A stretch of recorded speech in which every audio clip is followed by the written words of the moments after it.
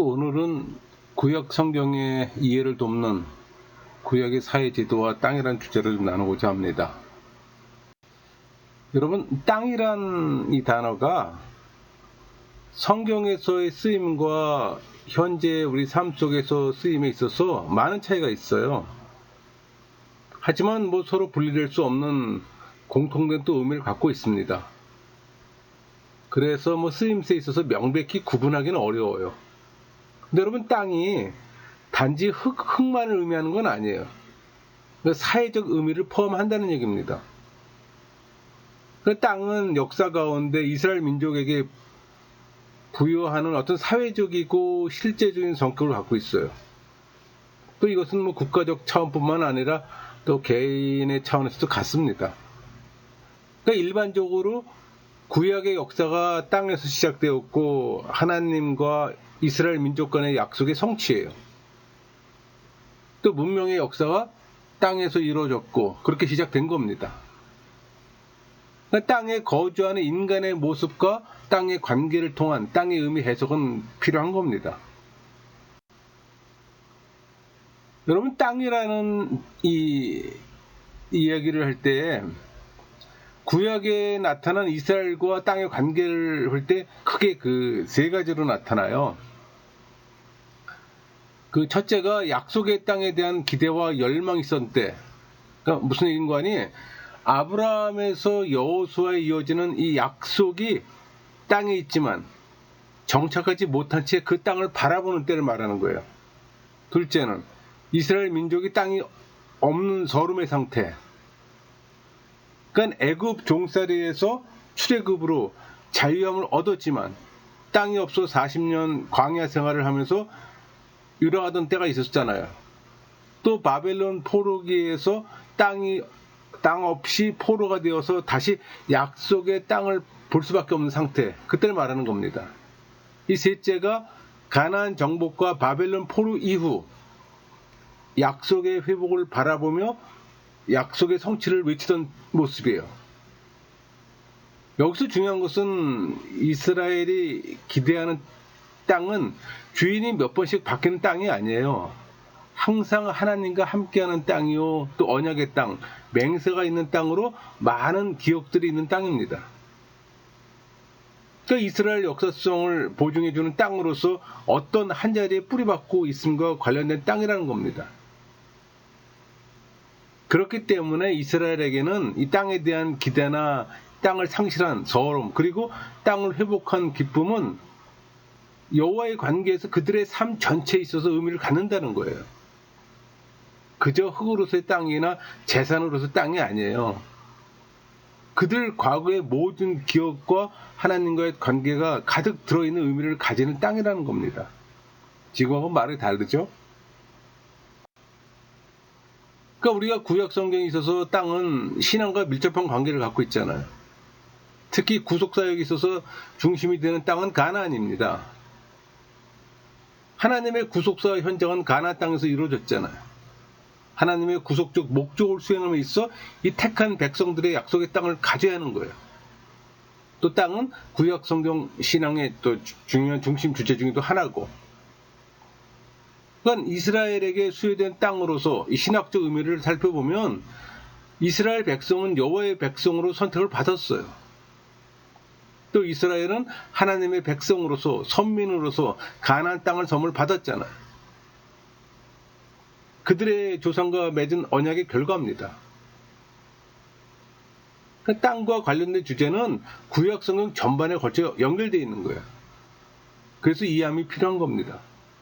그 중에서도 신명기는 개혁 백성들에게 약속과 관련된 하나님의 어떤 부성적 사랑이 두드러지게 나타났잖아요.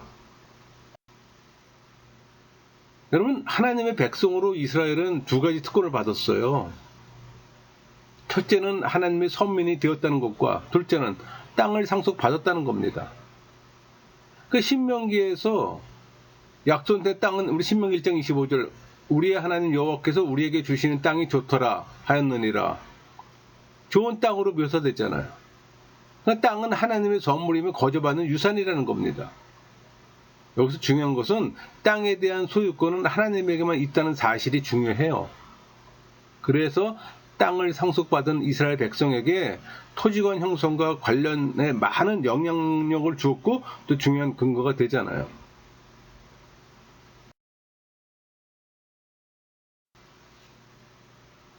여러분, 소유가 아닌 거주로서 의미를 살펴보면 이 땅의 관리는 이스라엘과 하나님과의 관계성을 나타내요. 그러니까 하나님과의 관계성을 전제로 볼 때 핵심은 땅은 남에게 영원히 양도될 수 없다는 원리예요. 그러니까 상속된 땅은 양도 불가능의 원리가 존속되어야 한다는 겁니다. 이게 하나님의 계명이에요. 심플하잖아요.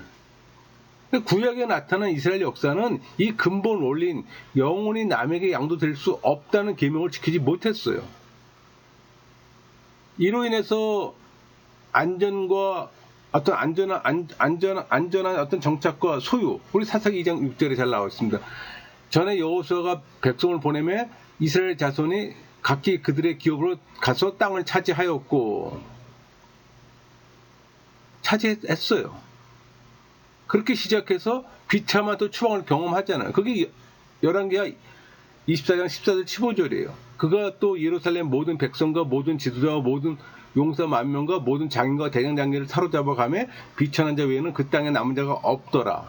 그가 여호와긴을 바벨론으로 사로잡아가고 왕의 어머니와 왕의 아들들과 내시들과 나라의 권세 있는 자도 예루살렘에서 바벨론으로 사로잡아가고, 이 두 가지 기결되는 상황을 보여주고 있어요.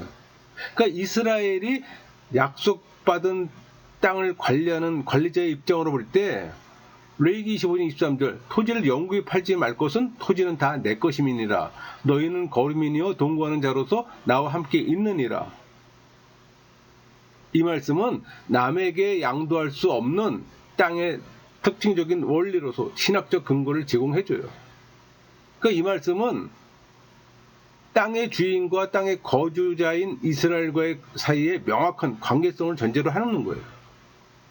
그래서 우리 레위기 25장의 맥락으로 볼 때 이 레위기 25장 23절은 이 명령은 출애굽 사건과 약속의 땅에 관한 언약의 근거를 둬요.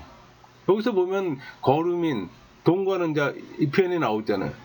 땅의 소유주인 하나님의 보호하에 있음을 전제로 하고 있는 겁니다.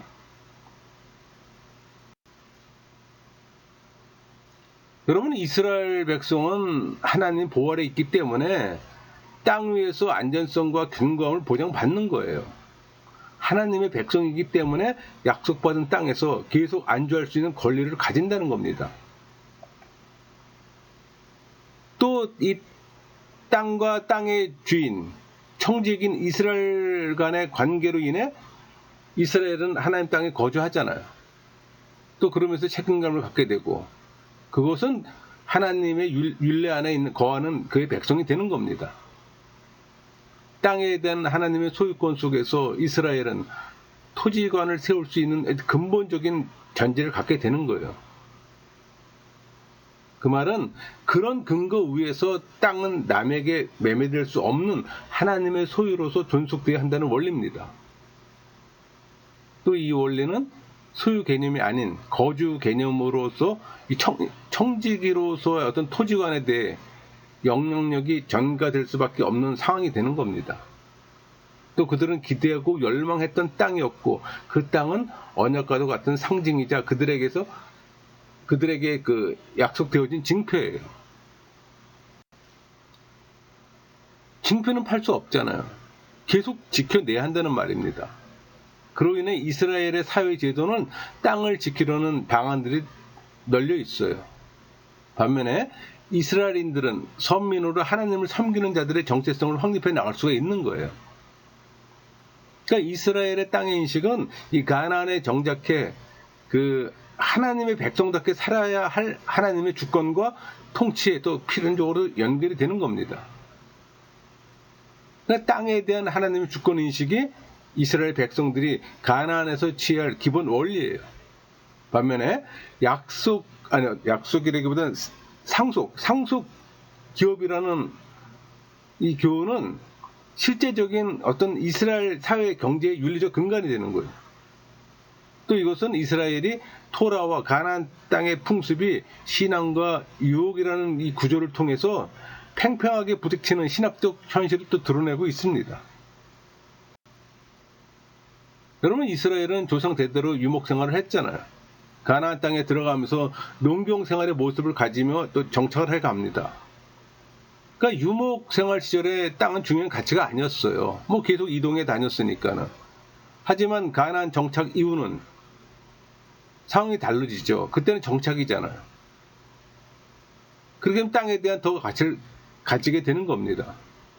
그러니까 유목 생활 때부터 가족은 또 공동의 생활력을 위해 대가족을 형성했고, 이 대가족이 모여서 또 시족을 이루고 또 부락을 이루는 거예요.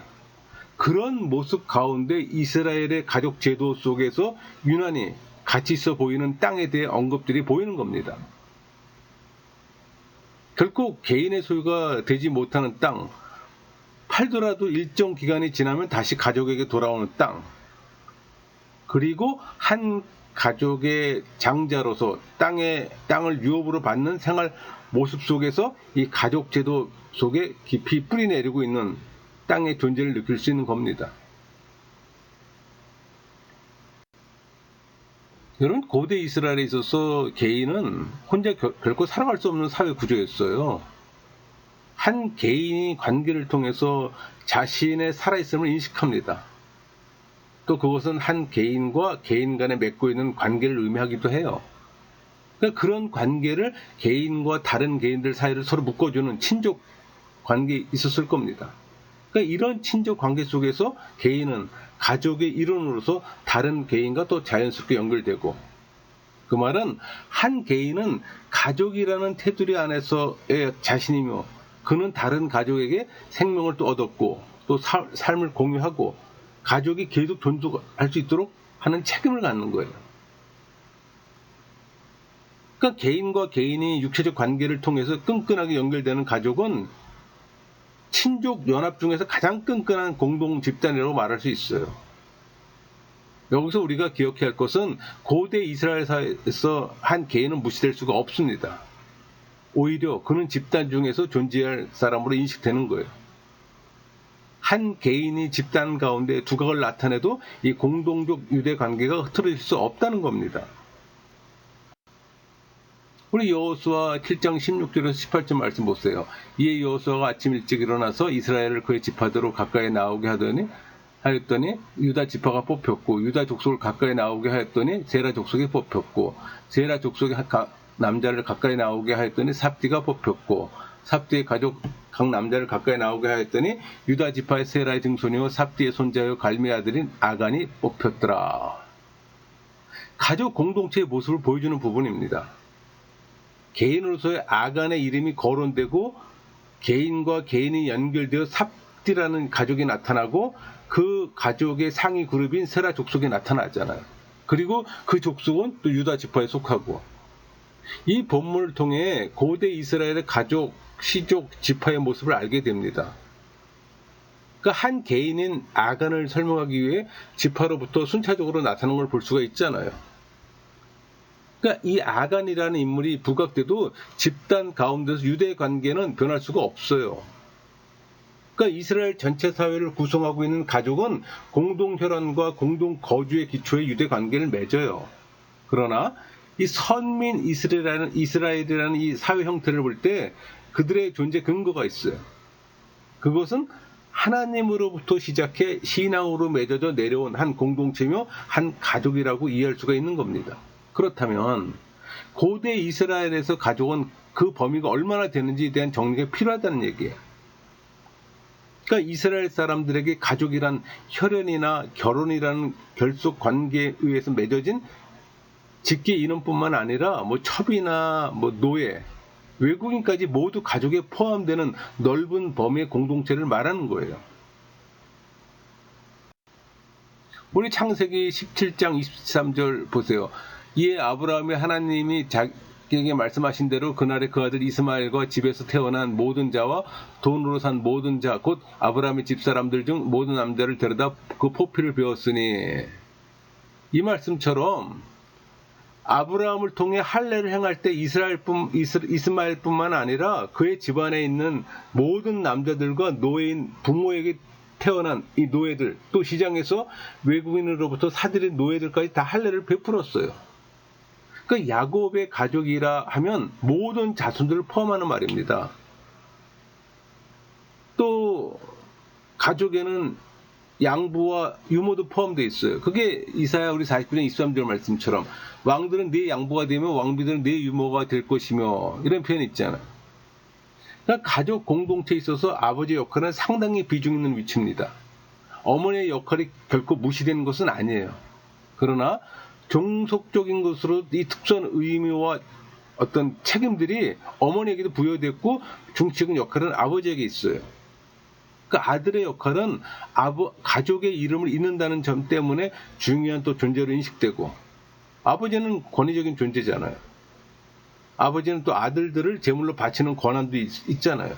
또 가르치는 의미도 있고, 또 가족 중 누가 하나님에 대한 어떤 신앙을 저버리거나 우상을 섬기려 할 때 죽일 수도 있어요. 그러니까 고대 이스라엘 가족 속에서 아버지는 자녀를 낳고 교훈하고 징계하며 사랑하는 자입니다. 그러니까 어머니는 또 자녀를 낳는다는 1차적 기능을 갖고 있어요. 하지만 가족의 생활 면에서 또 큰 권위를 갖고 있습니다. 예를 들면 사라는 아브라함에게 하갈을 추방할 걸 원했잖아요. 또 아브라함은 이에 순응합니다. 또 리브가는 야곱이 에서에게서 장자권을 빼앗을 때 야곱을 충고하고 선동한 일을 했습니다. 그러니까 어머니는 자기 가족에 대해 권위를 가져요. 이것은 아버지 다음의 위치입니다.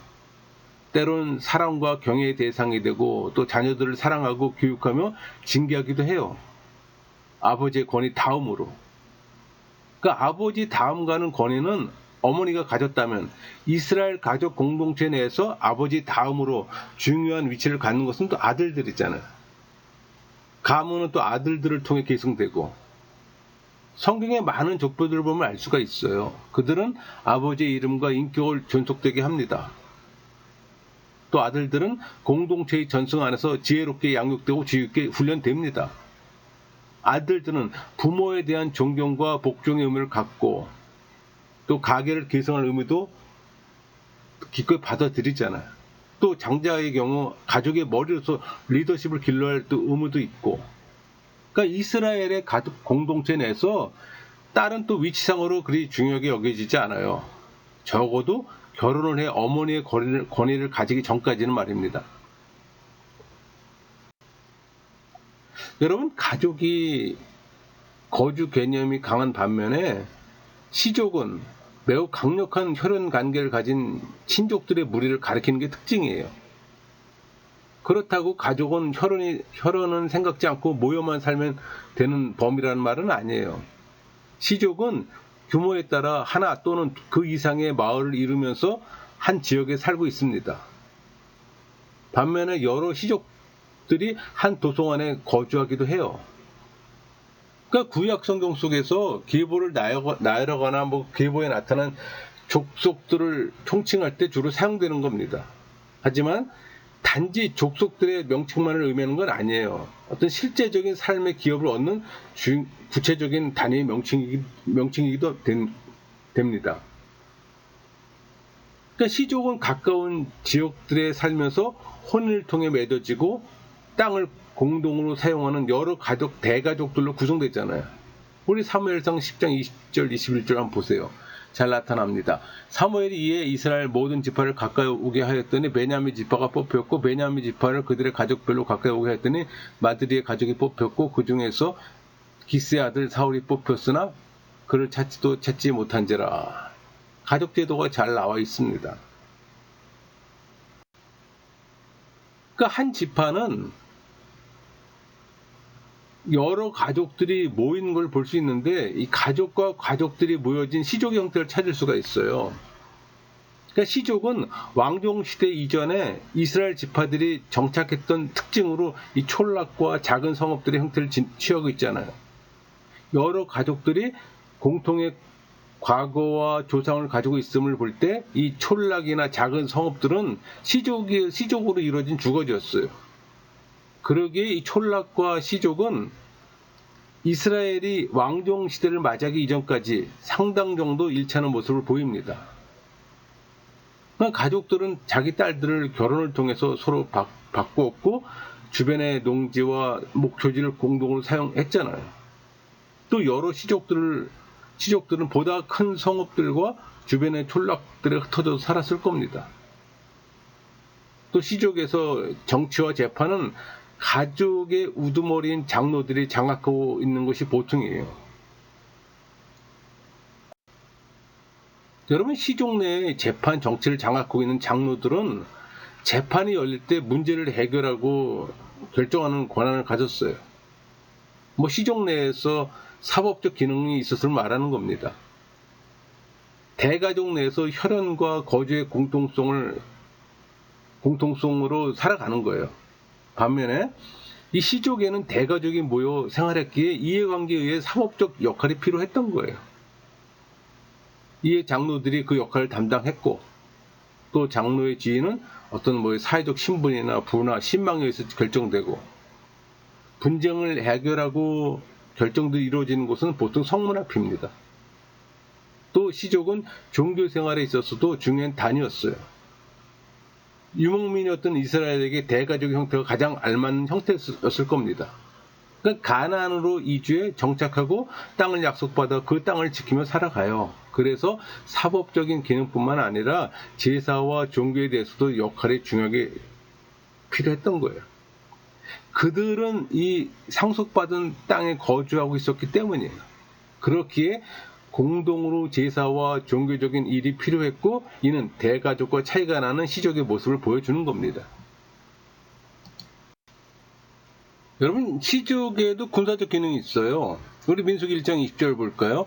이스라엘 장자 르우벤의 아들들에게서 난 자들을 그들의 종족과 조상의 가문에 따라 20세 이상으로 싸움에 나갈 만한 각 남자를 그 명수대로 다 계수하니, 싸움에 나갈 만한 자를 계수할 때 각각의 지파별로 그 수를 기록했습니다. 그러니까 20세 이상으로 싸울 만한 용사를 구할 때 종족과 조상의 가문이라는 이 말로 그 단위를 말하고 있는 거예요. 여러분, 종족은 흔히 시족을 말하는 겁니다. 같은 조상으로 뭉친 큰 규모의 혈연 공동체 말하는 거예요. 그러니까 함께 모여서 살아가며 의식주의 문제를 생각하는 것은 대가족의 형태입니다. 그러나 규모가 커짐에 따라 군사적 기능을 가지고 있는 시족의 모습을 확인할 수가 있어요. 그러니까 이스라엘이 가나안에서 정착하기 전까지 그들은 유목민으로 땅을 소유하는 것은 어울리지 않았어요. 이동하고 있으니까 당연하겠죠. 하지만 약속의 징표였던 가나안 땅을 얻고 그곳에 정착합니다. 그리고 살아가요. 땅은 소유나 가치 측면보다는 이스라엘과 하나님 간에 절대 끊어질 수 없는 증거였어요. 그러니까 이스라엘에게 땅은 지키고 상속 지켜야 하는 가치로서 의미를 갖는다는 얘기예요. 그러니까 유목민이 정착해 농경 생활을 하면서 이 공동의 소유, 공동의 관리가 필요한 땅이 된 겁니다. 그것을 관리하는 관리자로서의 이스라엘 가족 제도를 바라볼 수가 있는 거예요. 그런 관점으로 성경을 읽어야 되는 겁니다. 대가족의 형태로 땅을 유지시켜야만 했던 거예요. 그 말은 다른 지파나 다른 시족으로 땅이 이동되는 걸 용납할 수가 없어요. 그렇기 때문에 고대 이스라엘은 가족 제도 속에서 자신들만의 공동체를 이루며 살게 됐던 거예요. 또 그것은 아비의 집이 있고 시족 제도를 말하는 겁니다. 땅은 물질적 가치가 아니에요. 지금의 관점으로 성경을 보면 안 되는 거예요. 그래서 땅은 무조건적으로 지켜야 하는 가치 있는 증거가 되었던 거예요. 바로 유지하고 상속시켜야 하는 청지기이자 상속자 개념의 이스라엘이었던 거예요. 레위기 25장 23절 토지를 영구히 팔지 말 것은 토지는 다 내 것임이니라. 너희는 거류민이요 동거하는 자로서 나와 함께 있느니라. 땅의 주인은 하나님이잖아. 또 이스라엘은 상속받았고 당연히 유지하고 관리할 의무를 갖게 되는 거예요. 의무는 개인이건 가족이건 시족이건 감당하는 겁니다. 그러니까 이스라엘의 제도 속에서 이 땅은 공동의 목표를 갖고 함께 지키고 쓰는 정도가 아닌 관리하는 책임을 갖는 거예요. 여기서 특이한 거는 소유로서의 가치를 갖지 않는 땅이기에 점차 혈연으로 그 규모가 커지는 이 가족 제도 속에서 땅은 팔기는 팔되 영원히 소유할 수 없는 물질이 되어 버렸다는 겁니다. 소유권은 하나님께 있잖아요. 상속권 역시 하나님께 있기에 상속받은 땅을 인간 간에 옮길 수가 없음을 지금 말하고 있는 겁니다. 그래서 땅은 이스라엘과 하나님과의 관계를 증명시켜주는 그 이상, 그 이하의 가치도 갖지를 못했어요. 그렇기 때문에 땅을 지켜내고 유지시키는 모습으로 가족 제도 속에서 녹아있는 겁니다. 여러분, 우리 구약 성경에는 이스라엘의 율법과 살아가는 데 필요한 법에 대해서 말하고 있잖아요. 그런데 신명기를 읽으면서 현재의 삶에서는 이해되지 않는 법정이 나와요. 그게 신명기 25장 5절 6절 있잖아요. 형제들이 함께 사는데 그중 하나가 죽고 아들이 없거든 그 죽은 자의 아내는 나가서 타인에게 시집가지 말 것이요 그의 남편의 형제가 그에게 들어가서 그를 맞이하여 아내로 삼아 그의 남편이 된 형제에 대한 의무를 그에게 다 행할 것이요 그 여인이 낳은 첫 아들이 그 죽은 형제의 이름을 잊게 하여 그 이름이 이스라엘 중에서 끊어지지 않게 할 것이니라. 여러분, 이 제도는 현대사회에서는 이해할 수 없는 제도입니다. 그러나 이 신명기에서는 수혼제에 대해서 엄격히 제정해요. 이 수혼제는 신명기뿐만 아니라 창세기 38장의 다말, 또 룻기서에서 룻과 보아스의 결혼해서 볼 수가 있는 겁니다. 창세기 38장의 다말의 경우는 하나님이 수혼제 의무를 다하지 않는 오난을 엄히 벌하시어 죽이는 걸 볼 수가 있잖아요. 여러분, 수혼제는 단순히 율법만이 아니에요. 이 수혼제를 뜻하는 말은 레비레이트 메리지입니다. 그러니까 레비레이트란 이 단어는 남편의 형제를 지칭을 라틴어 레비르에서 유래됐어요. 그러니까 라틴어 레비르는 시동생을 의미하는 히브리어 야밤을 번역한 단어입니다. 이 수혼제란 한 사람이 아들이 없이 죽었을 경우 그 동생이 그녀를 아내로 삼아 죽은 자의 대가 끊어지지 않게 하는 혼인법을 말하잖아요. 계대 결혼이라고 말하기도 합니다. 우리 신명기 25장 5절에서 10절 말씀에 나오는 규정을 보면은 그 수혼제, 이 계대 결혼이란 이 말은 죽은 남편의 아내는 다른 집안에 시집갈 수가 없어요. 그래서 죽은 남편의 형제가 형의 아내를 부인으로 맞이해야 합니다.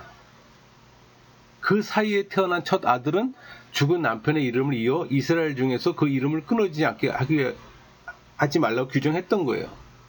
그런데 만약 동생이 그 의무를 거부한다면 아내는 형제를 성문의 장로들에게 데리고 가면 장로들이 권면을 합니다. 그래도 그 의무를 다하지 않는다면 여인은 그 시형제 신을 벗기고 그의 얼굴에 침을 뱉은 말이에요.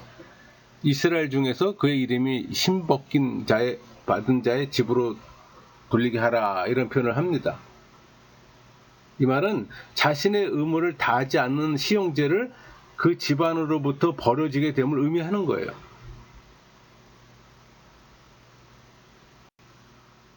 여러분, 이 수혼제, 이 계대 결혼은 현대사회에서 보았을 땐 특이한 결혼법이잖아요. 하지만 이스라엘에만 존재했던 결혼법은 아니었어요. 특히 가나안 지역은 지리적으로 많은 나라와 인접한 지역이잖아요. 애굽을 비롯한 가나안, 메소포타미아까지 많은 나라가 인접해 초생딸 모양이 비옥한 지대입니다. 이런 지리적 환경으로 수혼제가 단지 이스라엘에게만 존재했다고 보긴 힘들어요. 주변에 인접한 국가들에도 비슷한 결혼 제도를 볼 수가 있어요. 그러니까 이 수혼제는 고대 근동사에서 존재했던 겁니다. 아마 우리나라에서도 부여시대 때 아마 이 제도가 아마 있었을 겁니다. 그러니까 이스라엘의 수혼제는 신명기 25장 5절 6절에 신명기법에 규정됐잖아요. 그러니까 수혼제는 신명기법에 정해져 있어 따르는 제도가 아니었어요. 이 수혼제는 분명한 목적이 있어요. 남자 후손의 계승을 통한 고인의 이름과 재산과 땅을 살아남게 하는 겁니다. 그러니까 한마디로 수혼제는 남자 후손의 계승이에요. 한 가문에 속한 재산이 과부가 다른 집화 또는 다른 가문 출신과 결혼함으로써 그 재산이 다른 가문으로 넘어가지 않게 하기 위함이 목적입니다. 그러니까 아들을 낳고 고인의 이름을 계승함으로 한 가정의 소멸을 방지하는 목적이 있는 거예요. 이 계대 결혼의 목적은 특히나 유다와 다말의 이야기, 또 룻의 이야기에서도 두드러지게 나타났잖아요. 우리 창세기 38장 8절, 9절, 10절을 보면은 유다가 오난에게 이르되 내 형수에게로 들어가서 남편의 아우된 본분을 행하여 내 형을 위하여 씨가 있게 하라. 오난이 그 씨가 자기 것이 되지 않을 줄 알므로 형수에게 들어갔을 때 그의 형에게 씨를 주지 아니하려고 땅에 설정하며 그 일이 여호와 보시기에 악함으로 여호와께서 그도 죽이시니. 여기서 보면 그 엘의 아우인 오난은 다말에게로 들어가서 아우된 본분, 그러니까 다말에게 씨를 잇게 함으로 형의 이름을 계승시키는 본분을 갖고 있었어요. 하지만 그 씨가 본인이 아닌 형 엘의 씨가 되는 걸 싫어하고 그 본분을 지키지 않은 오난은 결국 하나님께 죽임을 당하잖아요. 그러니까 롯의 이야기에서도 수혼제의 목적을 볼 수가 있어요. 우리 롯기 1장 11절에서 13절을 보면은 룻의 상황은 다말과 상황이 달라요. 다말에게는 고인인 엘의 동생들과 결혼할 수 있었잖아요. 하지만 룻의 경우는 남편의 아들들이 없어요. 어머니인 나오미에게 다른 아들도 없었어요. 그래서 나오미는 그녀의 며느리들에게 그들의 고향으로 돌아가라고 말하잖아요. 이 부분에서 우리가 한 가지 중요한 것을 알 수가 있어요. 그것은 남편이 죽고 과부가 된 여인은 남편의 형제가 없다면 집으로 돌아갈 수 있다는 겁니다. 그래서 오르바는 자신의 집으로 돌아가지만 룻은 그녀의 어머니인 나오미 곁에 남아요. 그러니까 나오미와 룻은 나오미의 남편 엘리멜렉의 고향인 베들레헴으로 돌아가고 거기서 엘리멜렉의 친족인 보아스를 만나 결혼함으로 수혼제 의무를 다하잖아요. 그러니까 이스라엘에서 이 수혼제는 남자의 이름을 계승하고 계승으로 인해 집안의 계승과 재산의 유죄라고 말할 수가 있는 거예요. 정리하면은 이 이스라엘은 죽은 남편의 이름을 계승함으로 집안을 계승하고 재산을 보존하는 데 목적이 있습니다. 따라서 과부들은 고인의 형제들과 결혼을 통해 아들을 낳아야 했고 만일 시동생이 없을 때는 오르바처럼 자신의 집으로 돌아갈 수가 있었어요. 그렇다면 이 수혼제에 있어서 집안의 계승과 재산의 보존은 왜 그렇게 중요한가 질문할 수 있잖아요. 이 수혼제의 목적에서 고인의 이름 계승은 단지 이름만의 계승을 의미하진 않아요. 이름이 계승됨으로 인해 재산도 함께 보존된다는 겁니다. 그 말은 고인의 이름을 물려받은 아들은 고인의 재산을 고스란히 물려받고 가문도 물려받는 거예요. 그런데 그 재산에는 단지 물질적인 재물만을 포함하는 게 아니에요. 재산 안에는 땅도 포함됩니다. 그런데 땅은 단지 재산의 일부만이 하나님의 선물이잖아요. 그들이 지켜야 할 책임을 가지고 있다는 겁니다. 또 땅에서의 제의와 하늘의 숭배와 또 연결되는 거예요. 여러분, 구약의 이스라엘 백성들에게 나타난 이 전통적 사고방식이 있어요. 그것은 그 하나님이 이스라엘 백성과 그리고 다윗 왕조와 함께 하신다는, 다시 말해 예루살렘 중심의 신학입니다. 이 신학은 이스라엘 민족에게 있어서 땅과도 연결되는 신학이에요. 가나안 땅에 대한 약속을 창세기 우리 15장 12절에서 16절에서 찾아볼 수 있잖아요. 해질 때 아브라함에게 깊은 잠이 임하고 그 흑암과 두려움이 그에게 임하였더니 여호와께서 아브라함에게 이르시되 너는 반드시 알라 내 자손이 이방에게 객이 되어 그들을 섬기겠고 그들은 400년 동안 내 자손을 괴롭히리니 그들이 섬기는 나라를 내가 징벌할지며 그 후에 내 자손이 큰 재물을 이끌고 나오리라. 너는 장수하다가 평안히 조상에게로 돌아가 장사될 것이요 네 자손은 4대 만에 이 땅으로 돌아오리니 이는 아모리 족속의 제약이 아직 가득 차지 아니함이니라 하시더니 하나님은 아브라함에게 언약을 맺으면서 가나안 땅을 아브라함 자손들에게 주신다고 약속했습니다. 그리고 400년 후 애굽에서 탈출한 이스라엘 백성들은 40년 광야 생활을 거쳐 결국은 약속의 땅인 가나안에 들어가잖아요. 가나안은 또 하나님이 약속하신 땅이기에 하나님의 선물이기도 합니다. 그 말은 가나안은 하나님이 아브라함에게 언약한 땅이에요. 그 땅에 들어간 이스라엘은 각 지파대로 땅을 분배받았어요. 그리고 분배받은 땅은 각 지파의 기업이 되었고 이 기업은 각 지파들이 지켜야 할 기업이에요. 그렇기 때문에 이스라엘 민족에게 있어서 이름이 없어지는 것, 이름을 계승하지 못하는 것은 하나님의 기업을 잃어버린 것 같아요. 이스라엘 민족의 땅은 하나님의 축복입니다. 그러니까 가나안에 정착해 다윗 왕조를 세운 이스라엘은 하나님의 축복을 받은 왕조가 가나안 땅을 선물 받았다고 생각했던 거예요. 하나님의 축복을 받은 사람은 땅을 소유한 사람이고 땅을 소유하지 못한 사람은 축복을 받지 못했다고 생각했던 거예요. 그래서 이스라엘은 자신에게 이름과 재산과 땅이 계승되지 않은 것은 축복을 받지 못했다고 생각했던 겁니다. 이처럼 이스라엘 민족에게 있어서 이름의 계승은 그들의 유업인 땅의 계승이에요. 땅은 하나님으로부터 받은 기업으로 민족들이 지켜야 할 책임적인 존재잖아요. 땅으로 인해 하나님과 관계가 끊어지지 않으면 영원히 축복 아래 여호와의 돌봄 아래 살아간다는 신앙입니다. 그러니까 당연히 중요할 수밖에 없죠. 이스라엘 민족에게 지킬 의무가 있는 대상이에요. 따라서 이스라엘 백성들은 후손이 없으므로 자신의 땅이 없어지는 걸 두고 볼 수가 없던 겁니다.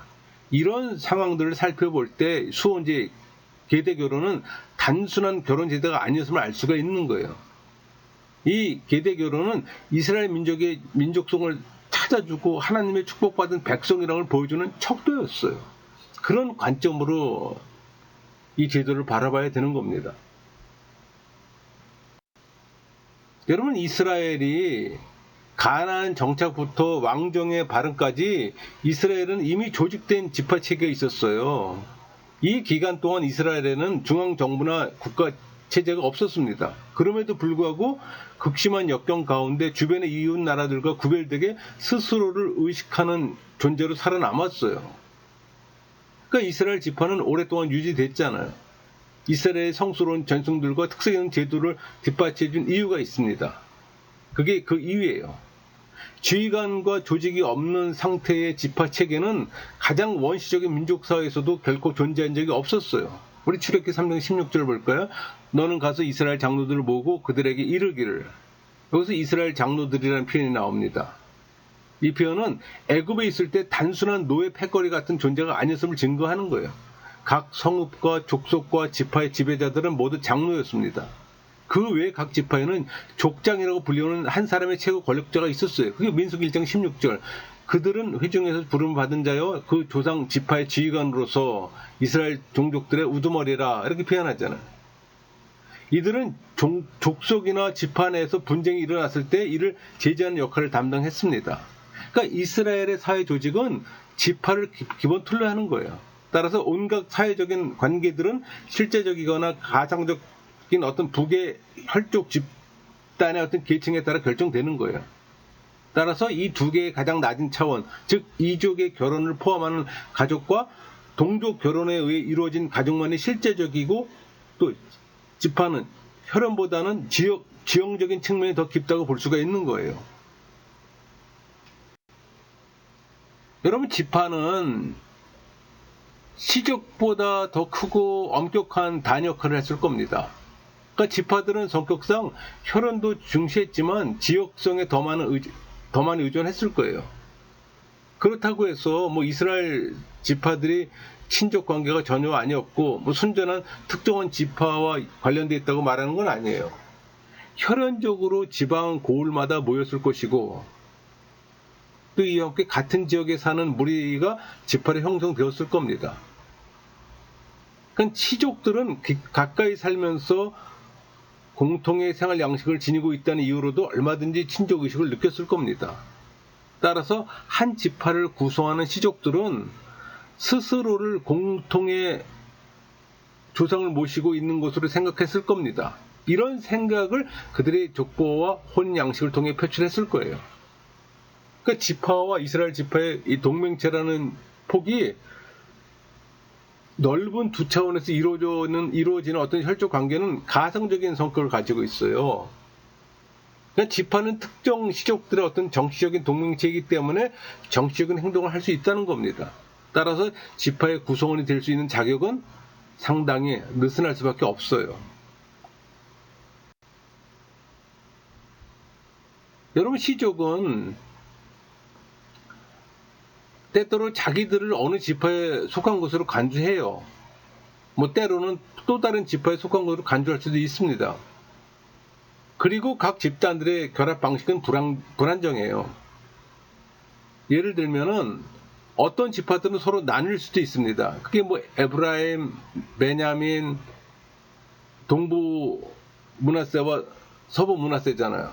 또 합쳐질 수도 있어요. 시므온과 유다처럼. 이처럼 지파들은 어떤 지역적인 성격을 더 많이 가지고 있었던 거예요. 그리고 그들 중에 상당수는 본래 지명들 그대로 가지고 있기까지도 합니다. 그게 이제 에브라임, 베냐민, 유다, 납달리들 있잖아요. 그러니까 그들 중에 대부분은 가나안 산지가 지형적으로 뚜렷하게 나눠져 있음을 반영하고 있는 거예요. 그 까닭에 이 가나안 지역은 소규모의 정치적인 연맹 관계를 선호합니다.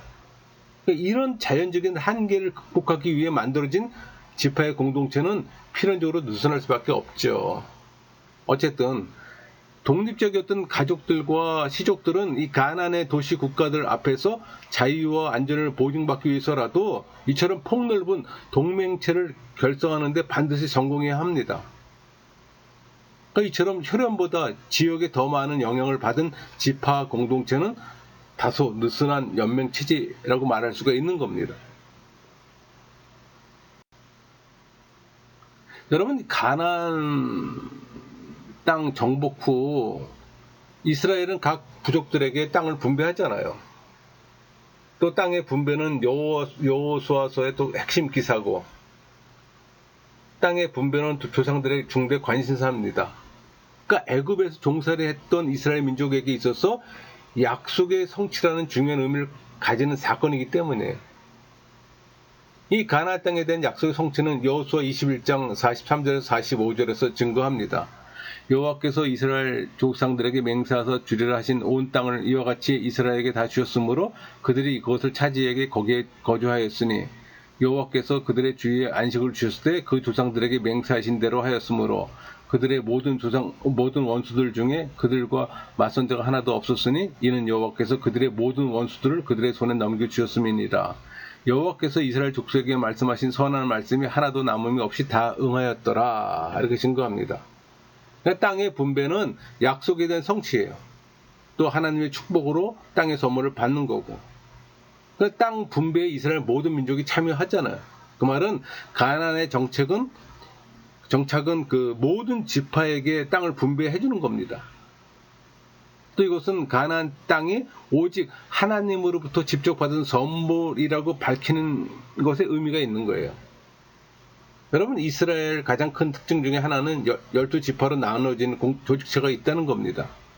이런 구조는 야곱의 12아들의 분리에 따라 하나의 지파 동맹체로 맺어진 이 계약 공동체적 성격을 갖고 있어요. 또 이것은 여호와 신앙을 기반으로 하는 여호와의 백성으로서의 이스라엘입니다. 그러니까 주변 국가들과 다른 하나님 법에 자신들에게 예속시켜 어떤 신앙 공동체로서 이스라엘의 모습을 형성한 거예요. 또 신앙 공동체인 이스라엘은 여호수아의 지하에 가나안 땅을 분배받을 때도 그대로 나타납니다. 그러니까 요단강 서편의 점령이 동편 지파들의 도움으로 종결되잖아요. 그 후에 여호수아는 분배를 받지 못한 일곱 지파에게 또 제비뽑기로 땅을 분배합니다. 그러니까 여호수아는 실로에 남은 7지파 중 대표자 3명씩 선정하잖아요. 그리고 각 기업에 상당한 땅을 그려서 다시 실로에 가지고 오게 한 후 거기서 그들을 위해 지파별로 제비를 뽑아 땅을 분배합니다.